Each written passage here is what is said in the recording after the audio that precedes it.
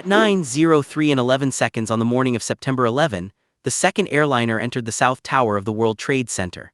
Millions of television viewers understood immediately what many officials still did not. The first impact had not been an accident. But this reconstruction begins 60 minutes earlier, at 8:46 and 40 seconds, when American Airlines Flight 11 struck the North Tower. From that instant until the North Tower fell at 10:28, the United States moved through 102 minutes in which every location held only part of the truth. The decisive story is not a single camera angle. It is the gap between what had happened, what people believed had happened, and what their systems were capable of doing next. The morning began as an ordinary coast-to-coast travel day. American Flight 11 left Boston at 7:59. United Flight 175 departed the same airport at 8:14. American Flight 77 took off from Washington Dulles at 8:20, and United Flight 93 left Newark at 8:42 after a delay. The four aircraft were domestic flights carrying large fuel loads for the West Coast. Nothing visible to the public connected them. The systems watching American airspace were designed around individual emergencies, a mechanical failure, a lost radio, or a traditional hijacking in which an aircraft could be identified, contacted, and followed. No one in those systems had previously managed four nearly simultaneous takeovers used as weapons. At 8:19, American Airlines received the first direct report from Flight 11. Flight attendant Betty Ong calmly described injuries in an accessible cockpit and an aircraft that was no longer under the crew's control. 2 minutes later, the plane's transponder was switched off. On a controller's screen, the detailed identity and altitude data disappeared, leaving a primary radar return that had to be tracked manually. American tried to contact the cockpit. Boston Center concluded by 8:25 that the flight had been hijacked. Yet this crucial knowledge existed in fragments inside the airline, inside one control center, and aboard the airplane. It had not become a shared national picture. At 8:38, Boston Center contacted Northeast Air Defense Sector, known as NEADS. This was the military node responsible for the northeastern United States. 2 F-15 fighters at Otis Air Force Base were ordered toward readiness and scrambled at 8:46, but the military did not have a stable destination. American 11 transponder was off, radar information was incomplete, and the aircraft was already descending toward Manhattan. The fighters would become airborne at 8:53, 7 minutes after the impact. Their delay was not one simple refusal to act. It was the cumulative cost of a system that required information to pass through organizations which did not share the same displays, procedures, or assumptions. At 8:46:40, American 11 struck the North Tower. People on the ground saw a catastrophic explosion high in the building. Inside government and aviation organizations, the meaning was still uncertain.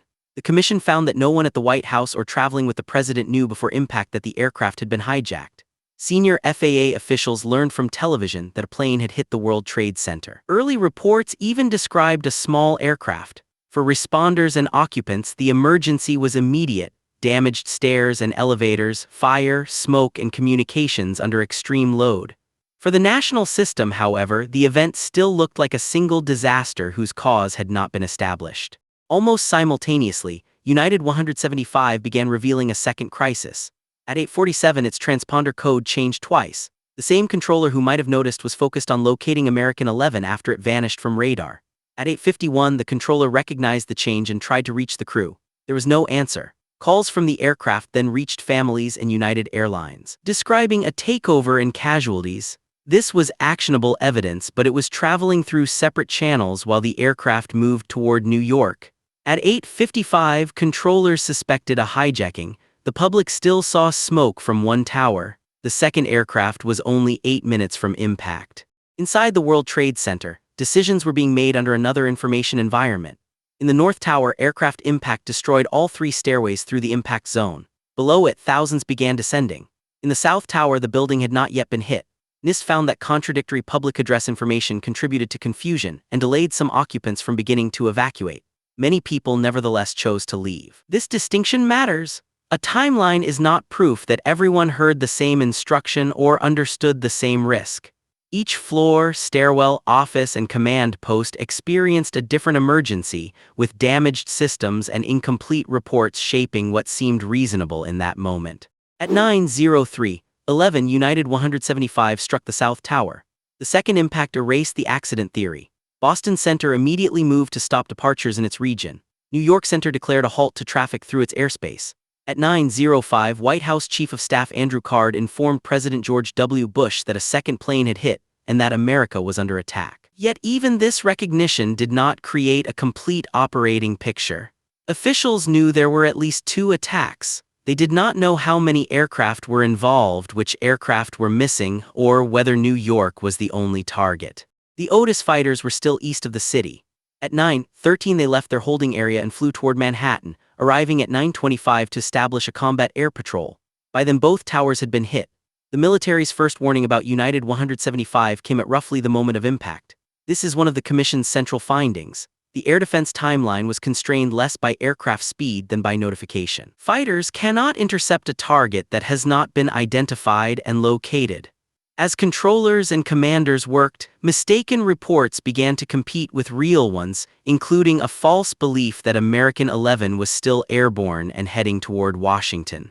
American Flight 77 had meanwhile disappeared from the normal tracking picture. It deviated from its route at 8:54 and its transponder went off 2 minutes later. Indianapolis Center initially believed the aircraft might have suffered a serious mechanical or electrical failure and crashed. Controllers searched west and southwest, along its expected route. Radar reconstruction later showed the aircraft had turned east toward Washington. The Commission found that it traveled undetected for 36 minutes. At 9:25, while officials discussed a nationwide ground stop, the FAA Command Center issued one. No new departures would add to the uncertainty, but thousands of aircraft were still in the air. At 9:32, controllers near Washington found an unidentified primary radar target moving rapidly east. They did not yet know it was American 77. An unarmed National Guard transport aircraft was asked to identify it visually. At 9:37:46, Flight 77 struck the Pentagon. The Langley fighters that had been scrambled amid the false report about American 11 were roughly 150 miles away. The attack exposed the same structural problem visible over New York. Information moved through control centers as phone calls, partial radar observations, and sometimes incorrect identities. The people responding were active, but their shared picture lagged behind the aircraft. At 9:42, the FAA Command Center learned through news reports that the Pentagon had been hit. National Operations Manager Ben Sliney issued an unprecedented order. Every aircraft in the United States was to land at the nearest airport. About 500 commercial and general aviation aircraft came down without incident. It was one of the morning's clearest system-wide actions, executed by controllers and flight crews across the country. The order did not solve the immediate uncertainty around hijacked aircraft, but it rapidly simplified the sky. Every legitimate flight removed from the air made an unknown radar target easier to judge. United Flight 93 had departed Newark late, a delay that changed its place in the sequence. At 9:24, United sent the cockpit a warning about possible intrusion. The crew acknowledged it. At 9:28, the takeover began. Passengers and surviving crew members used phones to learn that aircraft had already struck the World Trade Center. This information altered the logic of a traditional hijacking. Calls described plans to resist. According to the Commission, passengers discussed and then acted on a decision to rush the cockpit. At 9:57, the counterattack began. Their knowledge was still incomplete, but it was enough to understand that waiting offered no safety. At 9:59, the South Tower collapsed.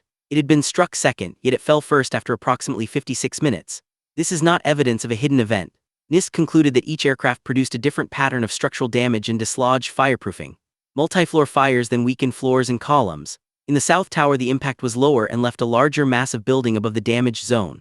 The precise progression differed from the North Tower, which remained standing longer. A minute-by-minute reconstruction must preserve that difference. The two towers looked similar, but they were not experiencing identical damage, fire movement, or structural load.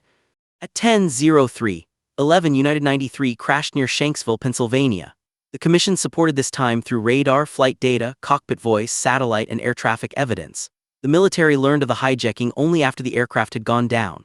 The passenger counterattack did not return the aircraft safely, but the Commission concluded that it prevented the hijackers from reaching their intended symbol in Washington. The event also demonstrates how information traveled unevenly that morning. Passengers aboard one aircraft learned from phone calls what national command systems had not yet assembled into a timely common picture. The North Tower remained standing.